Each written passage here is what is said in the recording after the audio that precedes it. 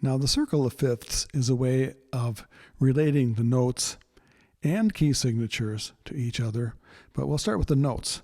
If you go down a fifth is what we're going to do. We're going to go down a fifth. That's the natural progression, by the way. If you're going through the chords and the harmonies on the C scale, we go from the 5 to the 1. It's a natural progression. A natural ending to a song and throughout the ages. So we're going to go down the fifths, and you'll see it completes a circle. So C, going down a fifth, goes to the F. Going down a fifth from the F, it goes to B flat. I'm going to go up here a little bit to the same note B flat in a different octave. Going down another fifth, we go to E flat. Going down another fifth, we go to A flat. Going down another fifth, we go to D flat. And we can also call that a C sharp, by the way, C sharp or D flat on the piano. Going down from D flat to a fifth down from there, we go to a G flat or an F sharp. So let's, since we're running out of convenience space down there, we'll go up to this F sharp here. It's the same note, different octave. F sharp, G flat, going down a fifth, we come to a B or a C flat. Two names for the same note. Going down another fifth, we go to E. Going down another fifth, we go to A. And we're going to take the A up here and then go down another fifth to the D. Going down another fifth to the G, and going down another fifth to the C. So it goes around in a circle. We're back to C, where we started from. So you can see we go through all the 12 different notes on the piano in a circle. Now these notes also represent keys or chords. Let's deal with the chords, which will represent a key. We go to the C major chord. We'll deal with major chords for now. C major chord, and then we'll go down a fifth, the same as we did before. F, down another fifth to B flat, down another fifth to E flat, here's E flat, down another fifth to A flat, down another fifth to D flat, down another fifth to G flat or F sharp, and down another fifth from the G sharp, F sharp to the B. And I'm obviously forming triads on each of these notes that we're coming to throughout the circle. B or C flat, down another fifth to E, down another fifth from the E to A, down another fifth to D, D here, down another fifth to the G, and down another fifth to C. We're back where we started from. So each of these chords that I played triads, major triads, on each of the notes in the circle of fifths, I played a major triad. And if we go through the key signatures, you'll find that any chord, major chord based on the circle of fifths, a note next to it in the circle of fifths, will also have a chord in the same key. So in other words, the notes next to each other in the circle of fifths are somewhat related. In fact, they're as closely related as any other chord or key signature can be. C, the F chord is the 4 chord in the key of C. The G chord is the 5 chord in the key of C, and the G is, in the configuration we just ran, is the last note in the circle of fifths before we get back to C. So going a fifth up from C is G, going a fifth down from C is F, and then we have our 4 basic chords, the 1, 4, and the 5. You can see it all fits together. It's all mathematically interesting how these fit together. Now, if we relate the key signatures the major key based on each of these notes in the circle of fifths, you'll see there begins to be a pattern. So I'll go through it a little bit fast, but you can see it on the diagram that's attached in the PDF. So the key of C, no sharps or flats. F has 1 flat, B flat, 2 flats, 3 flats in E flat, 4 flats in A flat, 5 flats in D flat, 6 flats in G flat, 7 flats in C flat. Of course, we're in the key of B, which is 5 sharps. Let's just go from there. From the B, we go to 5 sharps, to E, which is 4 sharps. From E, 4 sharps, to A, which is 3 sharps. D is 2 sharps. G is 1 sharp. And then we're back to C, no sharps or flats. So the key signatures have a relation to each other. They're, as I said before, as closely related as can be. And why is this important? Well, the circle of fifths have a way of popping up in compositions, songs, classical compositions too, in popular songs and in jazz. We'll take one well-known song by Jerome Kern called All the Things You Are. And if you're a singer and you've been working at gigs in singing the Great American Songbook, this is one song you probably have performed or at least heard and be familiar with it. So I'll just play a little bit of it, then we'll analyze it. Someday, da, da, da.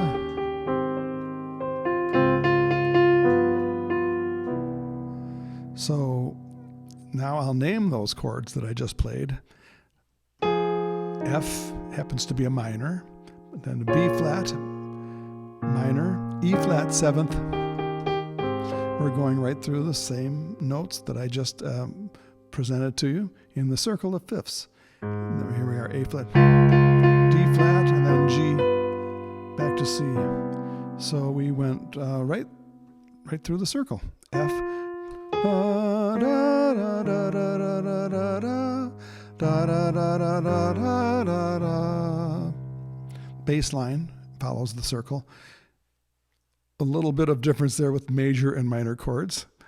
However, this basic pattern still holds true, and it gives credibility to the use of the circle of fifths. Another song is Fly Me to the Moon. We are in the key of C, although it starts on A minor. The bass note is an A, to a D, to a G, to a C, F, to a B, to E. So there you have, following the circle, from the A minor to the D, A to the D, down a fifth, to the G, down a fifth, to the C, down a fifth, to the F. And then we're going down a diminished fifth from the F. So there's a little variation there, but the concept is still there. Then we go down a fifth from that B to the E7th. It happens to end up right back on A minor. Little shortcut there by fudging there on the diminished fifth. The songwriter realized he could do that and get right back to A minor by having that little. It's used within the diatonic scale. It sounds good, basically. If you're writing a song, you want it to sound good. So we have that circle of fifths. I'll try to dramatize a little bit here.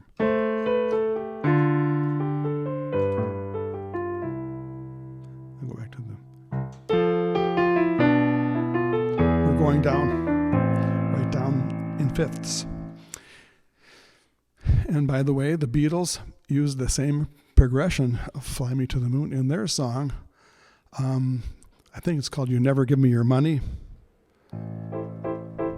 A minor, right around the circle of fifths.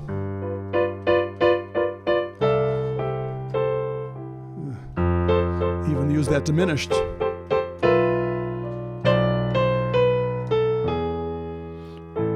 I don't think I have the melody exactly right, but I'm sure you've heard that Beatles song. Now, in the circle of fifths, we can use that to help us understand chords and inversions a little more easily if it's organized that way. Here's another little plus to knowing the circle of fifths. If you want to learn inversions of major chords, you can do a little exercise learning piano, and this won't hurt you even if you don't want to become a concert pianist or a full-fledged jazz pianist even. It's a good exercise to get a feeling for the inversions of the chords. So take this octave between middle C and an octave below middle C and play all the major chords in the circle of fifths just within that octave. It forces you to play the inversions. So it's a very good exercise. So you'll let's play with them, play the bass note too. That'll help. So we're going to C. Let's do it in this octave. Make it a little C, middle C and an octave above middle C. So we're going C, following the circle, down a fifth, F, B flat, E flat, A flat, D flat, G flat, B, and I'm playing all these major triads within that octave. It's forcing me to play inversions.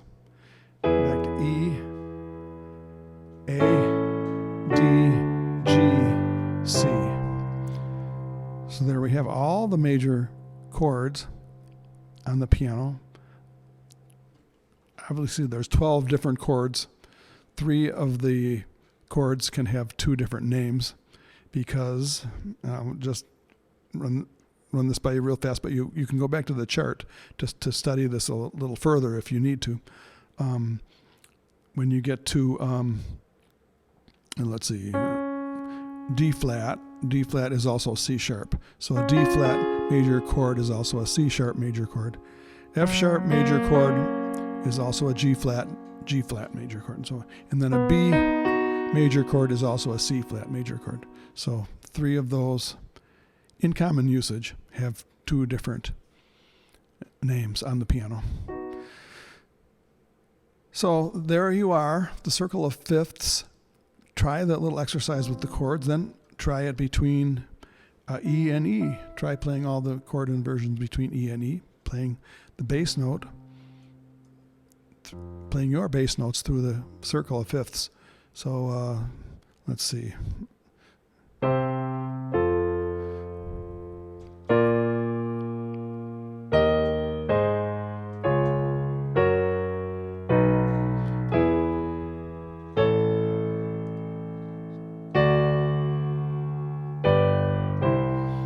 I think I did that. Did I go outside the octave once? Well, I haven't done that exercise in a long time.